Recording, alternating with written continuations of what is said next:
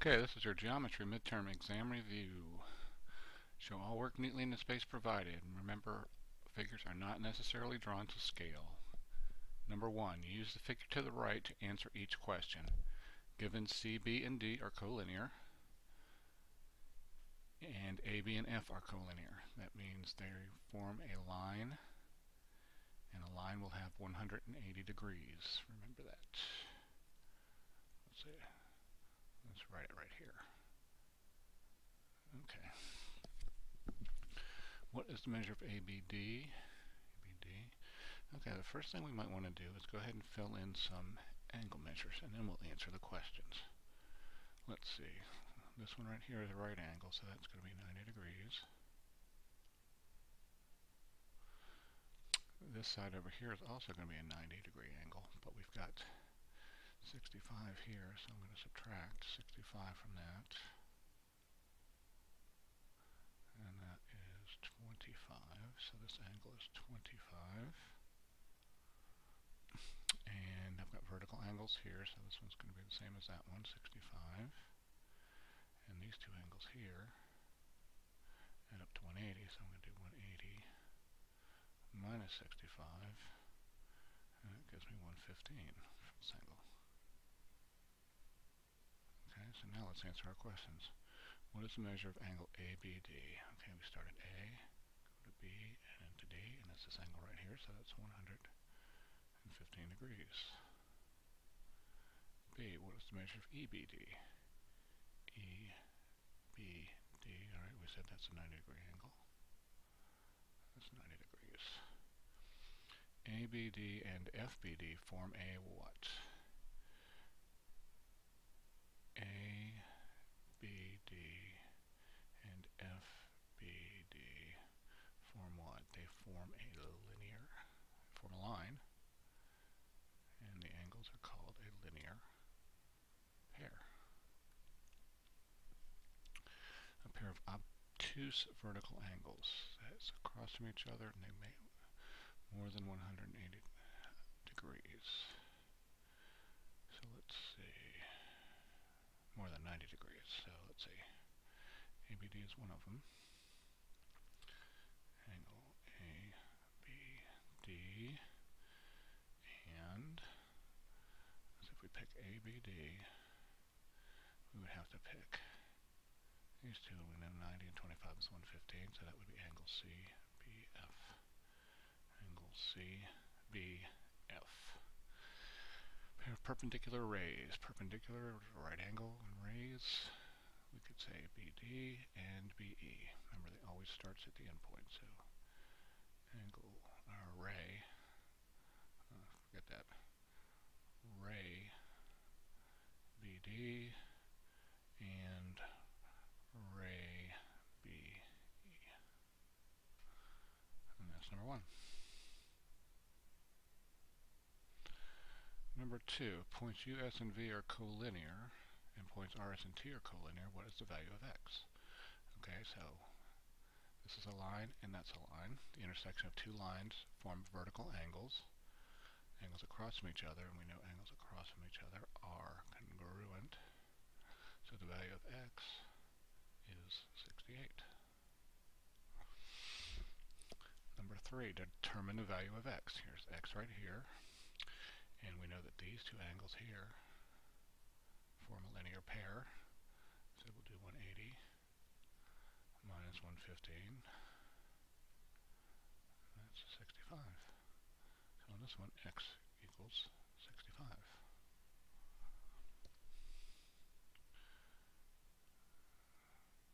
Number 4.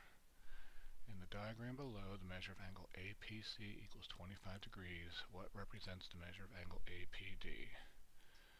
Okay, APC is 25. It's right here. And let's go ahead and fill in some more information. So 25, 25. You don't have to do this, but it's not bad to practice a little bit. There's 90 there. Okay, if this is 90 and this is a straight line, that means this is a right angle also. So I'm going to do 90 minus 25, and that gives me 65. So this is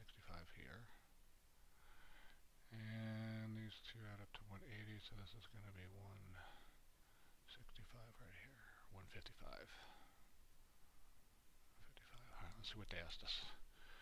APD. APD.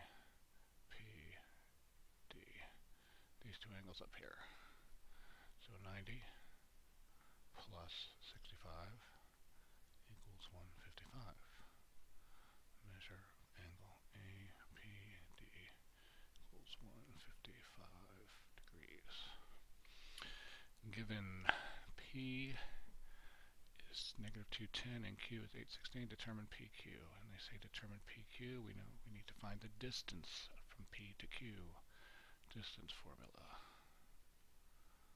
See if I remember it before I write it down. Alright, we open parentheses.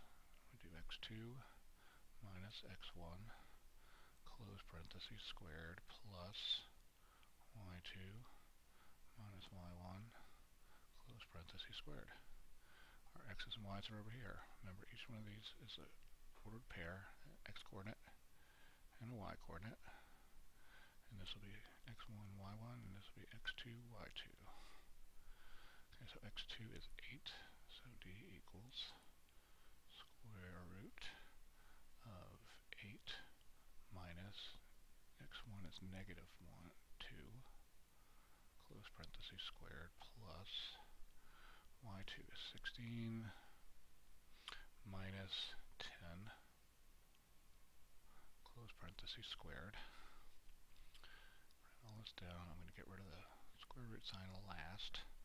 8 minus a negative 2 is 8 plus 2, so that's 10 squared plus 16 minus 10 is 6 squared.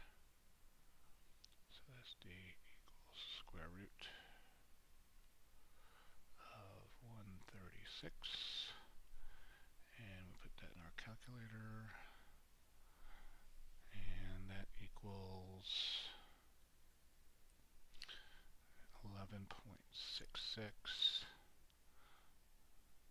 or 11.7. So PQ equals 11.7. Number 6, given P is the midpoint of AB, A is at 7.3, B is at negative 7.9, determine the coordinates of P. Okay, we're trying to find the midpoint, so we're going to use stack them, add them, divide by 2. So I'm going to just put 7.3 under here. Stack them. I'm going to add them. Negative 7 plus 7 is 0. 9 plus 3 is 12. And then I stacked them, I added them, and I'm going to divide by 2. 0 divided by 2 is 0. 12 divided by 2 is 6. So the midpoint of this line segment is 0, 6.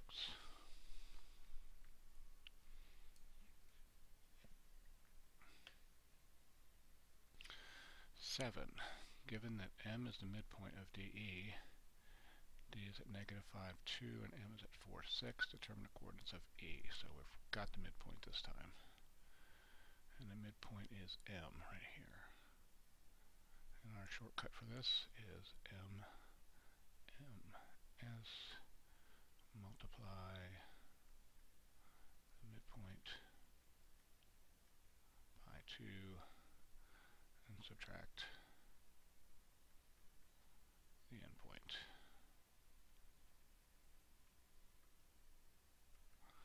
So here's our midpoint right here, so we're going to multiply that by 2. So 6 times 2 is 12. Remember, we're not carrying. Multiplying each one individually. 2 times 4 is 8. I have 8, 12. Now I'm going to subtract the endpoint. So minus negative 5, and 2. Let's leave it in parentheses. 8 minus negative 5 is 8 plus 5, so that's 13. 12 minus 2 is 10. So the coordinates of E are 13, 10. Stop right there. Now, number 8 says write the converse, inverse, contrapositive, and biconditional of the following. If the road conditions are hazardous, then I will not drive. Okay, remember, this part here is the part we're going to switch, And this part here is the part we're going to switch. The original statement is always PQ. And then all of these are related to that. Converse, remember, starts with Q, P. The inverse is going to be the original, not P, not Q. Contrapositive, longest word, have to do everything to it, so we switch it and negate it. Negative, or not Q, not P. Biconditional, P, if and only if Q. Okay, let's see how this works. Okay, so the converse, we're going to switch this. We're going to put this first. We'll say if I will not drive, then the road conditions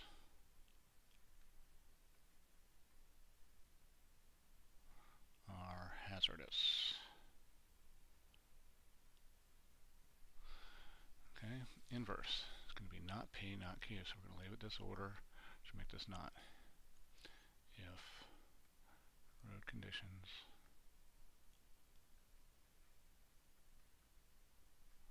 are not hazardous, then I will drive. Contrapositive is going to negate the converse. Okay, so we can just say if I will drive, then road conditions are not hazardous. And then the biconditional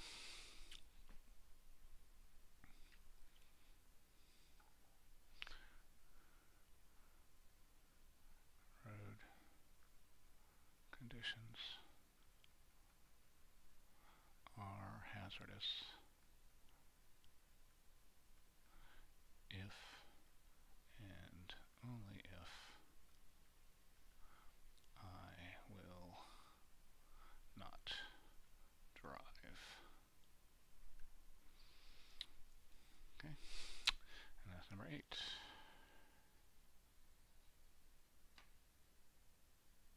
Okay, number 9 says let P represent you like to dance. Let Q represent you are a performer on stage. Represent each statement in symbolic form. So, if you like to dance, repeats P. So we said P. Remember, if then, it's going to be this arrow. So, if you like to dance, P. You are a performer on stage, repeats Q. So that's P implies Q. If P, then Q. B. If you do not like to perform on stage, you do not like to perform, that's going to be not Q. So not Q. Then you like to dance is P. Then you like to dance is P, or is upside down arrow. You are not a performer on stage, not Q. D, you are a performer on stage if and only if you like to dance. So Q, if and only if P. And then therefore, okay, that was a 3. You like to dance, P, and arrow up, you are a performer on stage, Q. Therefore, P and Q.